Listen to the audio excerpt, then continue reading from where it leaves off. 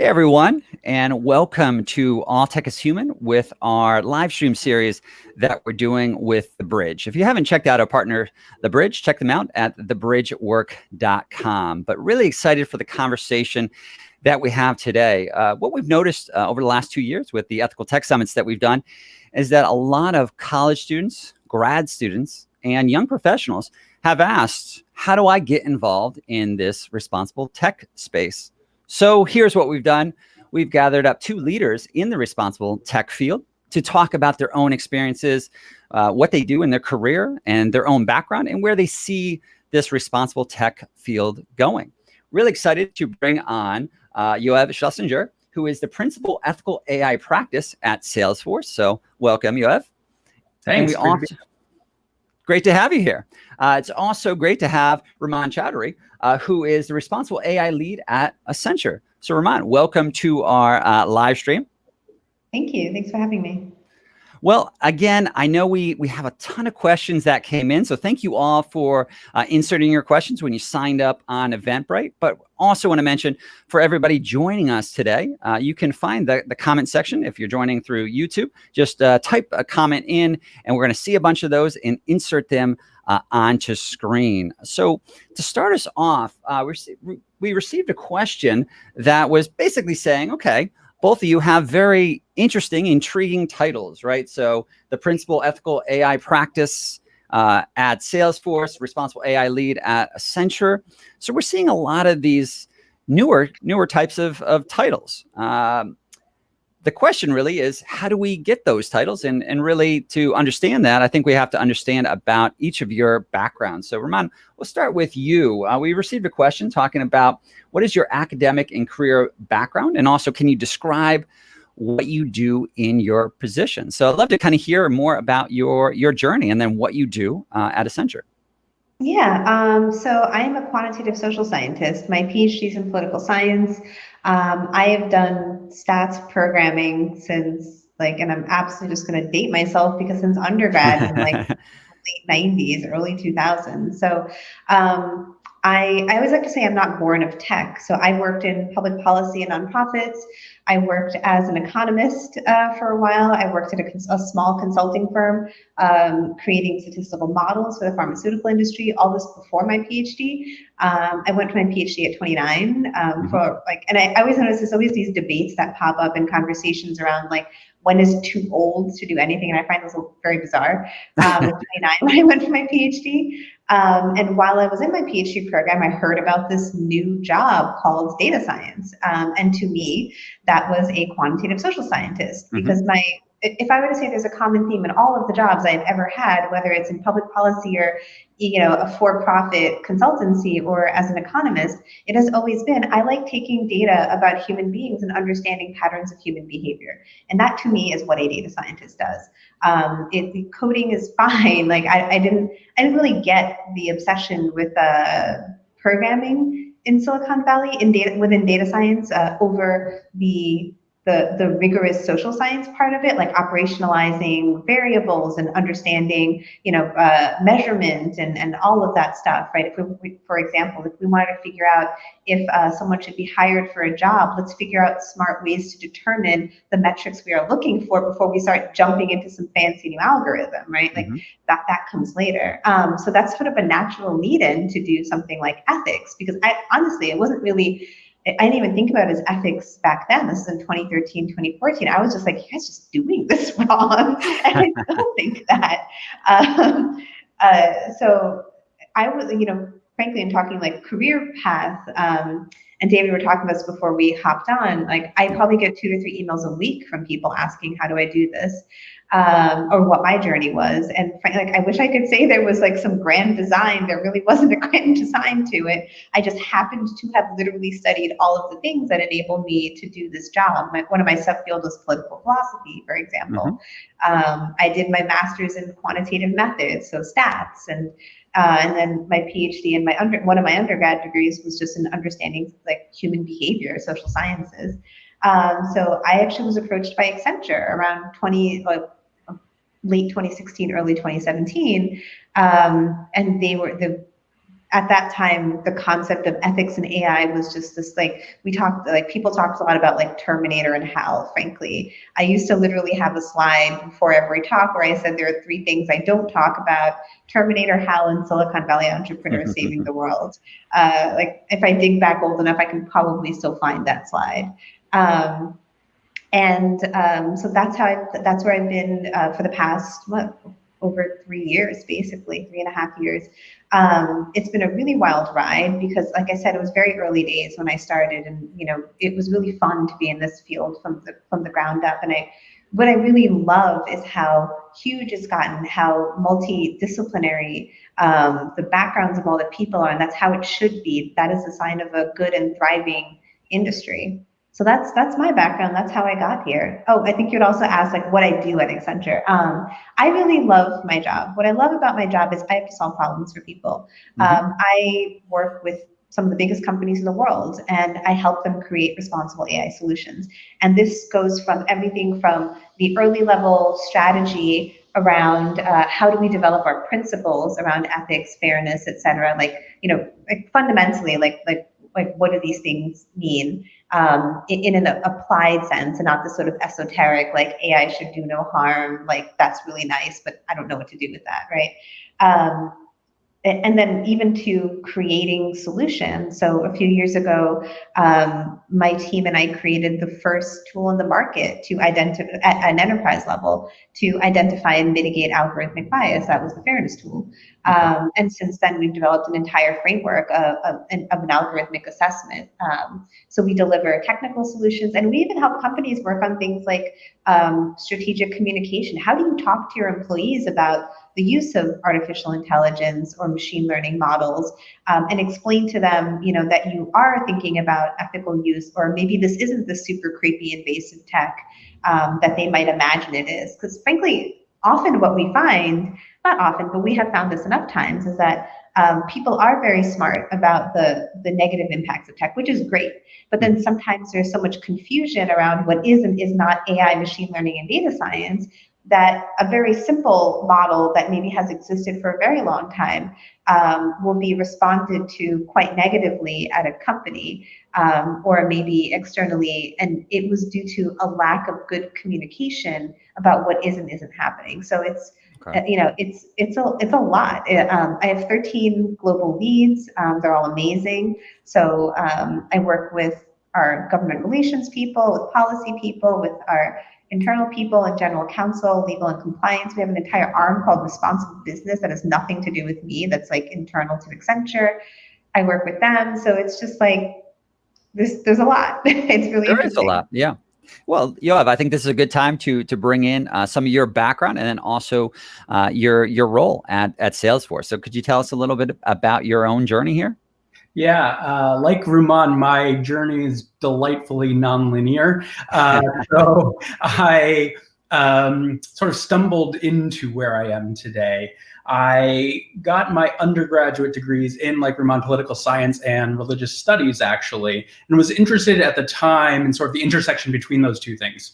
So I wrote an undergraduate thesis, dating myself as well, Rumman, pre-9/11, on Islamic ethics of war, actually, and the use of weapons of mass destruction. I was really interested in that intersection of how communities of people use values, use the rhetoric of community, these kinds of things, to actually take collective action. And I took that sort of background into the nonprofit world for more than 15 years, thinking about how, again, communities establish normative values and then build community around it. So I worked in some religious nonprofits. I was a consultant to nonprofits for nearly 5 years, helping to do strategy and leadership development, governance, fundraising, these kinds of things. And after that time, frankly, I got tired of asking for money and wanted to do something else, and was thinking about what the next logical step was in taking that values-driven approach to thinking about how to have widespread impact. And I was looking at the landscape and realized that at the time, roughly 2017, like Rumman, I was looking and sort of saying, like, tech is having a moment here. It was post 2016 election, there was a lot of conversation about where tech was going and what the responsibility of tech was in terms of impacting society. And I thought that seemed like the next logical step. So I actually took a role at Omidyar Network, which is a venture philanthropy created by the founder of eBay, and was doing some work in funding and building field thought leadership, et cetera, around responsible technology kind of broadly.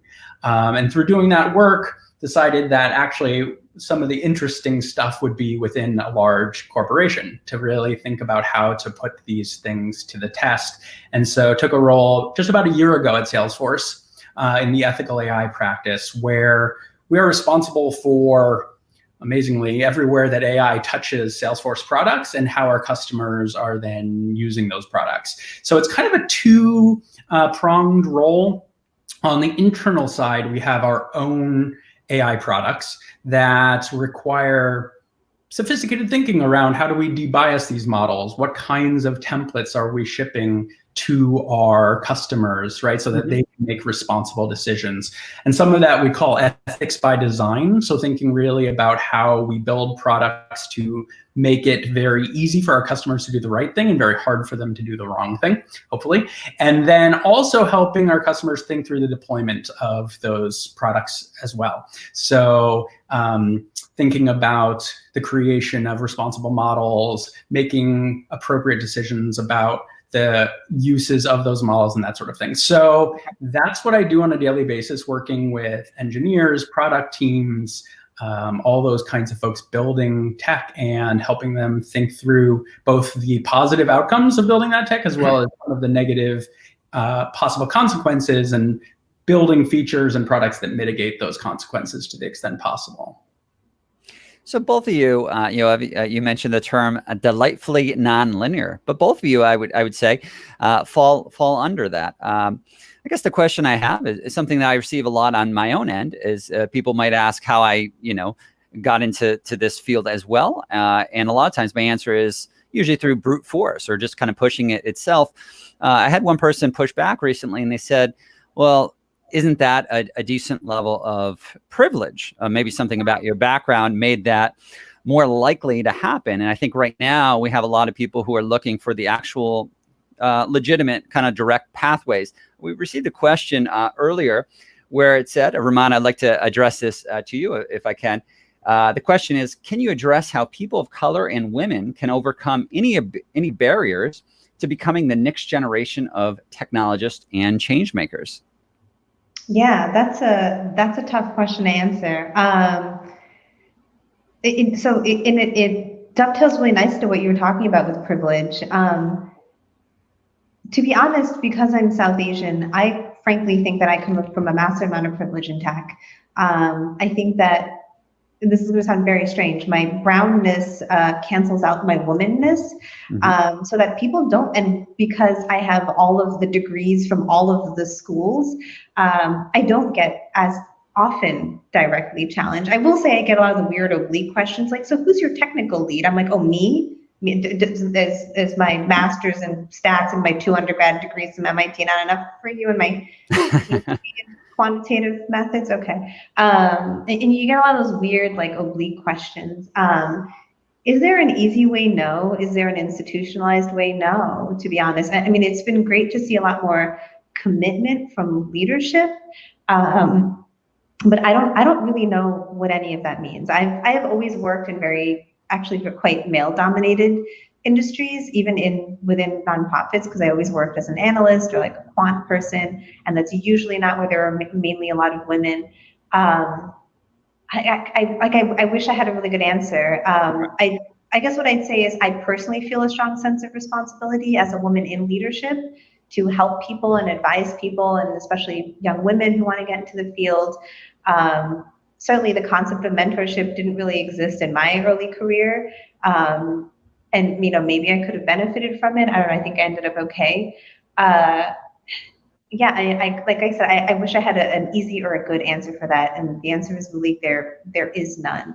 Unfortunately, you have to be better and you have to be smarter and you just have to literally work harder. and it's shitty, but that's literally how it is. Well, I'm going to bring. Oh, sorry. Go ahead.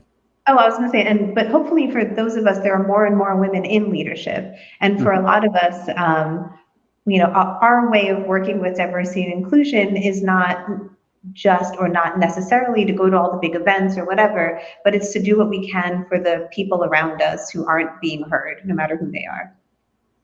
Well, I guess that's a good time. I'm going to bring up this comment that we just received on this, right? From Claire: how do you overcome the pretty thin lines of pattern recognition for folks hiring into roles into these domains? So do you have anything to add on that, right? Are you seeing pretty thin lines of pattern recognition for folks hiring into these roles? And really kind of what responsibility do you think some of those individuals might have? I'm not exactly sure what the question is asking. Okay. Well, I think it's looking at the individuals who are hiring for this, right? If you kind of look at some of the people involved in responsible tech, they seem to come from similar backgrounds, or maybe there's pathways, or maybe they have a lot of experience in certain other previous companies or organizations. Do you think that has a role in kind of locking in some of the problems that others might find in breaking into this field? In responsible, I actually really don't think that. One thing I love about this field is that there are so many people from so many different backgrounds. I feel like it's one of the few places that I have talked to such a wide range of people. One of my favorite people to talk to, is Chris Gilliard, for example, who is a community college teacher. I think a lot of people who know him on Twitter know of him as like the person who like talks a lot about the failures of ed tech, and you probably think of him as a responsible tech person. But his day job that pays his, and he just got a fellowship with a much deserved fellowship with the Harvard Shorenstein Center. But he's a community college teacher. That's what I love about this field, that we are welcoming. We do want people with lots of different backgrounds, and maybe the narrative does get dominated because, frankly, yes, the big tech firms are hiring more and more people in the field of ethics. But I do think that there's an incredibly rich civic community around responsible technology. And David, I think All Tech is Human is about to come out with a really big report that's outlining some of those places to work. So, and I guess what I'd add to that is, I'm going to tell you all like a little bit of a secret about myself, which is that I have never actively applied to work at one of the big tech firms, because I never wanted to work at one of the big tech firms. When I left college, everybody was going into investment banking, and I was probably the only person I know who didn't apply to go work at Goldman Sachs or Merrill Lynch or Morgan Stanley. And there's something, obviously I work at Accenture now, but I had a bit of a moment with myself where I had always wanted to work at small companies. I never wanted the recognition of a big name firm on my resume. And I ended up just fine, to be perfectly honest. And I think I do better at my job because I didn't necessarily choose the most obvious path. And I do appreciate that there's a massive amount of privilege in that. But I also will add that, the responsible tech field has a lot of different avenues that you can pursue, if your goal isn't necessarily to be recognized by one of the big firms. Well, I saw a lot of comments, and then Rumman, you also mentioned mentorship. So let's transition into that. And Yoav, I'll bring this over to you. What do you see as the role for mentors? And I think it'd also be interesting to hear if both of you had mentors that helped you out on your rise in the responsible tech field. But I guess we probably have a lot of the audience curious about how they can find their own mentors, or how you might recommend them going about doing this. Yeah, so I like to think about mentorship plus championship, right? And championship being even once someone's within a company, right? Being even that much more critical of helping someone on their career path and trajectory and that sort of thing. We have a lot of folks at Salesforce, and that's really the only experience I can speak to directly, who actually work with interested folks, whether undergraduates, whether graduate students, et cetera. I know product managers who've just taken of their own volition to work with a student they met at a conference who's interested in, doing some debiasing of image recognition, and have worked with those students to think about building projects, to testing their models, these kinds of things, and really helping them to develop technical skills as well as more fluency in the work that they're doing. That is critical and ties directly to the conversation you were just having, right, around pathways particularly for people of color and for women, et cetera. I think being able to develop those connections to people in the field is really critical. I don't think responsible technology or ethical AI or anything is all that much different than any other field, frankly, in terms of the necessity for networks, and building those networks, making them more robust and resilient to the extent possible, because that tends to be, frankly, how people find meaningful work a lot of the time, right? By knowing someone. It's not that frequent that someone sends in a cold resume online to a job posting and gets hired into that job, right? Unfortunately, that's the reality in which we live. And so it becomes all that much more critical, to Rumman's point, of working harder to reach out, to make those connections, to build it, and to ask proactively for that mentorship, frankly. You can't, I don't think, necessarily expect someone to just know that you are desirous of having that kind of mentorship and having that kind of relationship. And so demonstrating that interest, that hunger, that desire, then the real craving to work in the field will go a long way, and then putting in the work to doing it. Yeah, I mean, and I agree. And what I'd add to this is going to be like the New Yorker in me coming out. What's the most helpful to me when someone reaches out for mentorship? Because sometimes I actually don't really know what that means. Because you were asking earlier, David, like, did we have I didn't. Okay. It was not a thing. I'm going to be perfectly frank. It was not a thing. It was not a thing until pretty recently. And then when I initially got asked for mentorship, I'm like, I actually don't know what you want. Like, I'll hop on this call, but like, I don't know what you want. And what I've had happen a few times, and and I feel bad because I want to help people, is some people come on and we have this really wonderful conversation about like life, and I can talk to people for hours and it's great, but I genuinely don't know like what help it is to them. So one thing that usually helps me, and actually recently did this on a panel at UCSD, which is my PhD alma mater, so if you want like a pathway on like how to go about mentorship from a mentee perspective, number one, like, don't be afraid to reach out to people, like reach out to like anyone and everyone, even if they seem unapproachable. But what I would say is, number one, email them. Number two, email them again, because they probably lost your email and intended to respond and then forgot. And then don't take it personally because they're like drowning in Zoom calls. Email them again, like nicely, be like, hey, I sent you this email, would you, blah, blah, blah. It's always helpful to have a bit of background about you, like who you are, like why you're interested in talking to them. And specifically, like, here are the 2 or 3 things that I think I want to talk to you, Rumman, because you do X, or you have a background in X. And then that helps me like work that part of my brain to like get that part going, to think about all the resources I may have over there. And then, we have the call, and then we talk about the things that you listed in your email. And then afterwards, it's always helpful to and I will always do my best to like follow up with specific resources. But in case like the person doesn't, just send them a little bit of a reminder. Like, frankly, like, you're not being annoying. I think often when I've talked to people, especially younger people, they think they're being annoying. And you're not. I mean, I don't think they are, because usually I'm apologizing because I just like completely forgotten 3 weeks passed, right? And I'm always happy to have a reminder, like, hey, that person that you wanted to connect me to, like, can you do that? And I'm always happy to do that. But like the part I'd add to like utilizing people's resources is, we are also putting our reputation on the line for somebody, right? So we want both sides. Like, I'll do my work, and I definitely want the other person to do their work too. And it's more likely to be a successful relationship as a mentor-mentee if it's really clear to the mentor what will help you, and that's really, I think, the best way to go about doing it.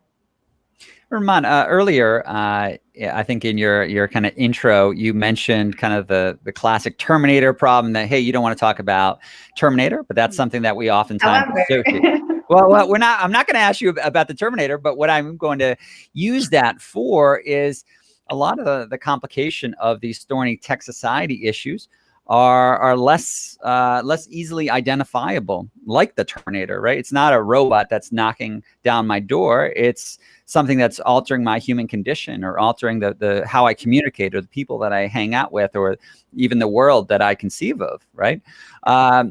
One of the questions we received, which is coming up a lot, the question is, how can I have a voice in the ethical tech space if I'm not a technical person, but am passionate about tech that amplifies the best rather than the worst of humanity? And what I'd like to tack on to that is, it seems like we might need more social problem solvers, not just technical problem solvers.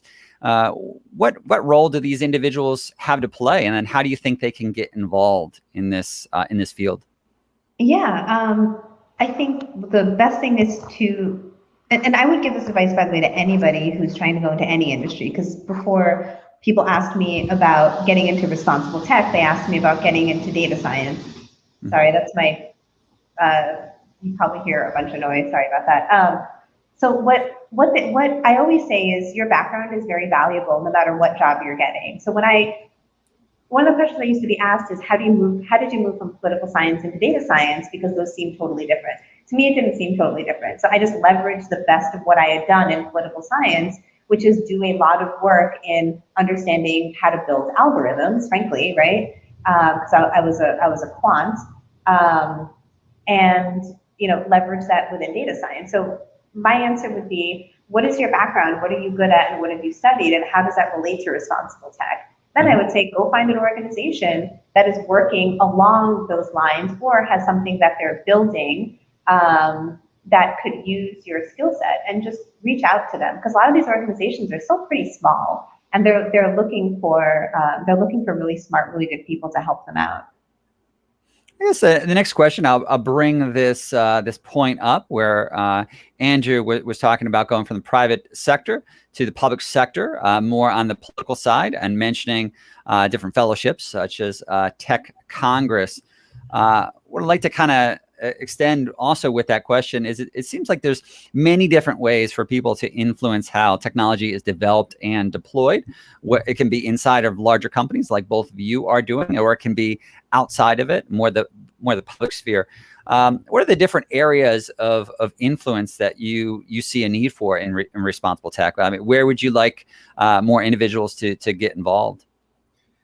Yeah, it's funny because I am, in response to the last question, I'm like the least technical person you will ever likely to meet in this field. Maybe that's an exaggeration, but I dropped out of intro to programming in my undergraduate. I just couldn't do it. I wasn't interested. I was humanities. We're getting all the secrets on this live stream. I like it. I like it. So I think that the need for people who are non-technical, who are doing things like the question suggests, right, of informing policymakers about the issue, the societal issues, it's critical.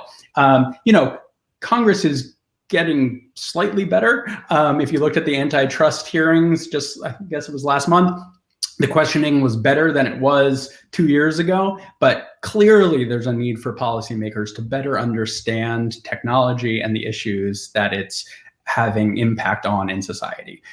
Clearly there is a need for advocacy around these issues, both in civil society as well as the nonprofit space that are taking action on these issues. Clearly there is a need for a heavy lift in terms of the work that needs to be done to remediate these issues themselves, right? So whether that's in environmental impacts, whether that's in housing impacts, future of work, there's so many issues, right, that are implicated by the negative impacts of technology, that if you're interested in thinking about how those things are being deployed and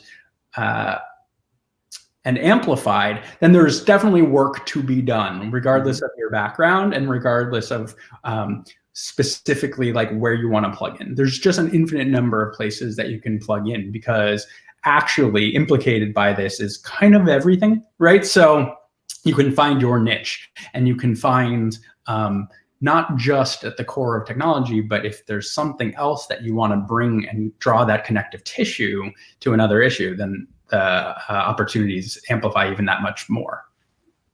Do you think we need? Oh, sorry. Go ahead.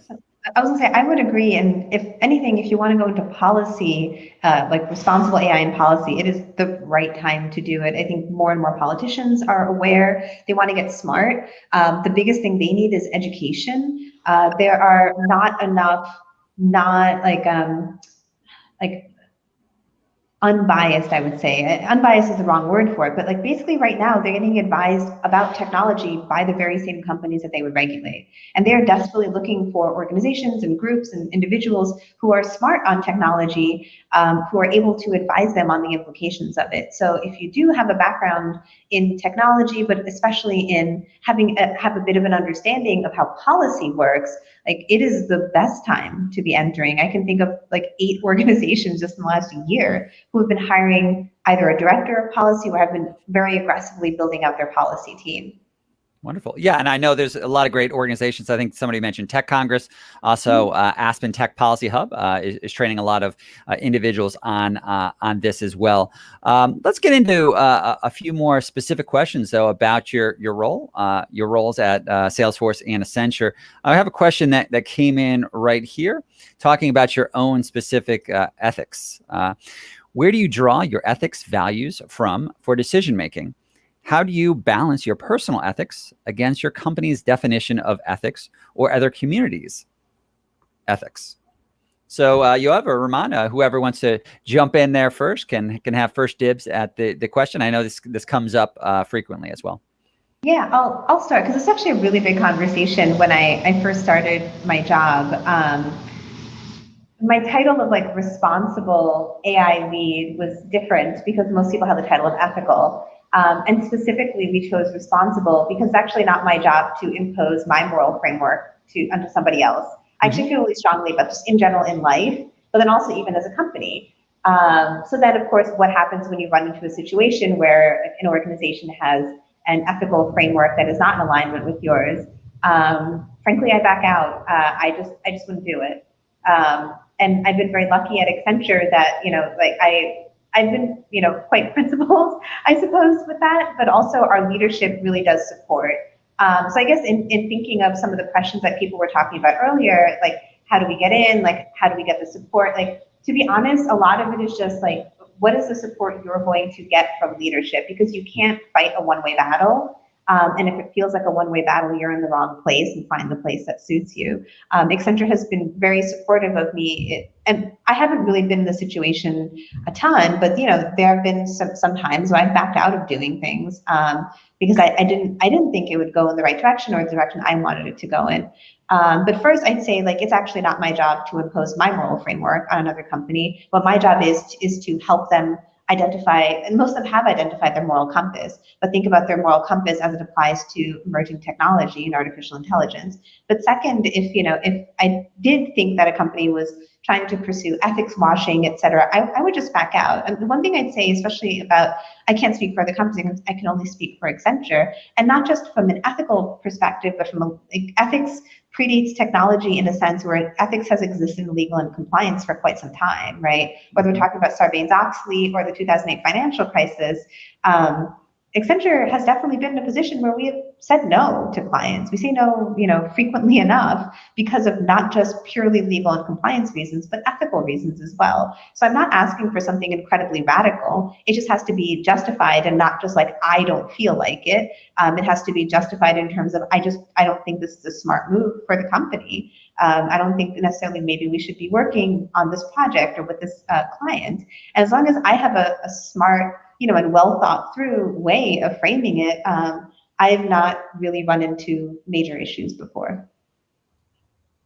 Yeah, I find the term ethics, even though I carry the title, I find the term ethics really distracting and the conversation not particularly productive in some way when debating whose ethics, what ethics, et cetera. The last thing, frankly, I would want to do is try to train Salesforce employees to recognize the difference between deontological utilitarian and consequentialist ethics and unpack Kant. Like, that's not helpful, right? What is helpful is getting better at risk spotting and then thinking carefully, critically, thoughtfully about how to mitigate those risks, right? At some fundamental level, that's what we're talking about when we're talking about doing ethics, right? At least in the context in which I operate.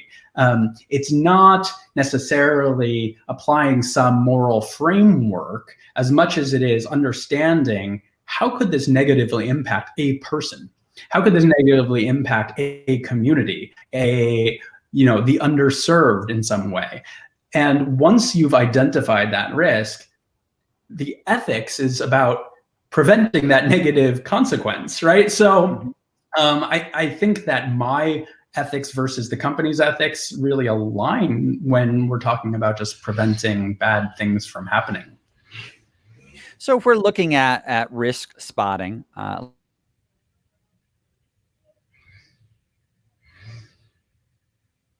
did we lose David? We lost David.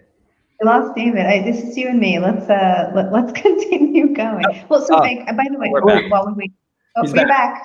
We're back. Hey, that's the benefit, everybody, of remote work. Means that sometimes you have technical issues, but we are back.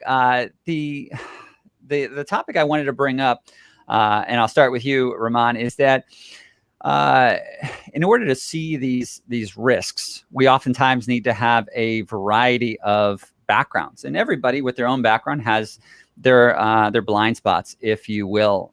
We had Jack Dorsey recently come out saying that he should have hired a sociologist as one of his first hires when creating Twitter. What are you seeing from your end in terms of backgrounds?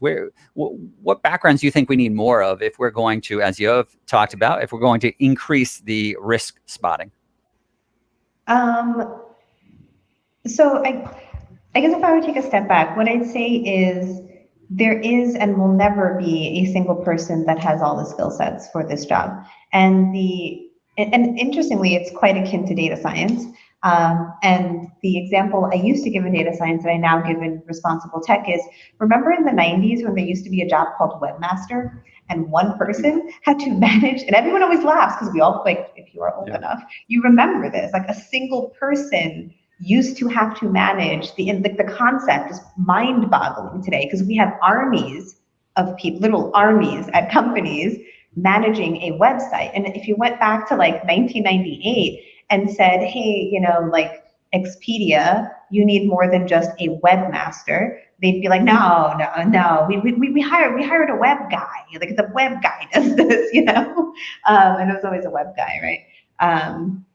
And that's kind of where responsible AI is today. Like, I think it's not that it's a silly conversation, but like, of course it needs different kinds of people, because any sort of complex task needs different kinds of people. Just like, building a website, frankly, sounds much more simpler than identifying ethical issues in artificial intelligence. And yet you need an army to do it because you need people who understand the back end, the front end. There's 18 different types of technologies to learn, and you need to be someone who's good at design and someone who just understands color palettes, right? And that's kind of how responsible AI is. We need folks that understand, human behavior. We need folks that understand giant social movements. We need people who understand what a socio-technical system is. We need people who understand meta-level movements. We need people who've studied innovation theory, right? And then we also need the technical folks. One thing I do want to highlight is that I actually think there aren't enough technical folks in responsible technology. I wish there were more. I genuinely say that. Sometimes I am actually often the only data scientist. And there are a lot of young data scientists that are and I'm really enthusiastic and super happy to see that. What I would love to see is more data science leadership working seriously on responsible AI. And there are definitely a lot of really great folks out there. What I'd love to see is actually just more engineers having this conversation in a meaningful manner, more data scientists having this conversation in a meaningful manner. But yeah, I mean, I couldn't even begin to list the different kinds of people that are needed. If I were to say, like, what is needed right now? One big thing that is needed right now is just people who are able to translate and educate. So somebody who I really love talking to is Ben Olsen, who's at Facebook now, who's at Microsoft previously. And, Ben's career has largely been about creating education for responsibly. And he and I have this conversation a lot, where even just to understand the problems, frame the problems, understand the tools, figure out how to answer the question is actually a deep mystery to a lot of people. A lot of folks think responsible AI is kind of like a feel good, AI for good moment. And this is not to denigrate the people doing AI for good, but this is to say that I see responsible technology, specifically what I do, as about changing core business functions, how business works. I don't do charitable AI because we have an entire corporate social responsibility arm that does it, right? So even just understanding what the field is, that's what I would say is the biggest fire to put out now. And you're absolutely correct, identifying problems, and being more proactive instead of reactive. We're still in a very reactive state where something blows up and then we're all kind of running at this fire, which, let me tell you, after 3.5 years is really freaking exhausting. We do need more systems in place. So all the different kinds of people who'd be involved in that kind of thing, that's what we need. Well, the question I'm going to bring up, and Yoav, this would be for you, because I think it's related to some of the new positions at Salesforce. How are ethics officers different from the more traditional role of a compliance officer? How do you interact with your company's compliance officers, and what distinguishes you from them? That seems to come up a lot, right? A lot of people are almost upset sometimes if they think that ethics will go into exactly what compliance has done, as opposed to maybe something a little different. So do you have anything you'd like to kind of add on that question? Yeah, so at Salesforce, compliance and responsible technology are two totally different initiatives. So compliance for us lives in the legal function, and ethics actually lives under what we call our Office of Equality. Equality is a core value at Salesforce, one of our 4. And so our Chief Ethical and Humane Use Officer, and I think we may be one of the only companies in Silicon Valley that has someone who carries that title, speaking of titles that people want to have or are aspiring to, reports to our Chief Equality Officer. And so our ethics function for us when thinking about technology is an entirely different enterprise than thinking about compliance. Compliance is legal requirements. Compliance is, how we think about working with government entities, GDPR compliance, all those kinds of things, and that lives with legal. We think about product, and we think about how, and so actually live within our tech and product organization as a result, and thinking about how our products are built. So they're never the twain shall meet, actually. We collaborate closely, obviously, because there are a lot of overlaps between legal and ethical, right? The legal profession has a deep ethical tradition as well. And so collaborate closely, but they are in fact different for us. Okay. I'm looking at the time and we are kind of nearing the end. So for both of you, I'd just like to hear any final thoughts you might have specifically about the people who want to get more involved in the space and maybe are feeling like they want better opportunities to get plugged in. And then also, lastly, where people can stay in touch with you, whether it be on Twitter or elsewhere. So Rumman, I'll start with you. Sure. If people want to get involved, what I'd say is, for one, you can always email me, and then email me again. 2 would be, I actually think there's this really rich social media community on Twitter around ethics and tech, and every single person I have met or talked to from Twitter that most of whom I've now met in real life, would always be incredibly open to talking to people trying to break into the industry. We want more people talking about this. We love the idea. And I guess to segue into follow me, I do have a website, which I'm really bad at maintaining, but you can also follow me on Twitter. You can just look for my handle. Good. And then we'll also follow up with the email for all registered kind of attendees with your specific kind of Twitter handles and anywhere else. So Yoav, what about yourself? Any final thoughts and where people can stay in touch with you? Yeah, so I would say that to the extent possible, go to things, right? Because even virtually now. It will increase your learning, it will increase your network, it will increase your exposure, your knowledge of the field, etc. So academic conferences, events like the ones that All Tech is Human puts on, these kinds of events will generate activity if you're looking to break into the field. You'll know who the right people are who are interested in the same things you are to reach out to, as Rumman mentioned. So I think that's critical. And the barriers to doing that right now are lower than they've ever been. You don't have to travel. Conference fees are lower than they've ever been because it's all virtual. So I think that's a really good place for people to start. And then in terms of staying in touch, Twitter, Yoav Schlesinger, and would love to be involved in those conversations in the social media space, as Rumman mentioned. Wonderful. And then the same thing. I'm David Ryan Polgar with All Tech is Human. Feel free to get in touch with me. I'm at Tech Ethicist on Twitter. I also like to give a big thank you to our partner, TheBridge. Check them out at thebridgework.com. And then also our partnership with Radical AI Podcast. This conversation is going to be turned into a podcast. And then through our Continue the Conversation series, we're going to have a follow-up with resources and other action items that people can take. So Yoav and Rumman, I really want to thank you for coming on our live stream with All Tech is Human. And then everybody out there, thank you for attending. And then also look out for the release to Responsible Tech, How to Get Involved and Build a Better Tech Future, which we're releasing on September 15th. So thank you both for this great conversation. Thank you. Thanks.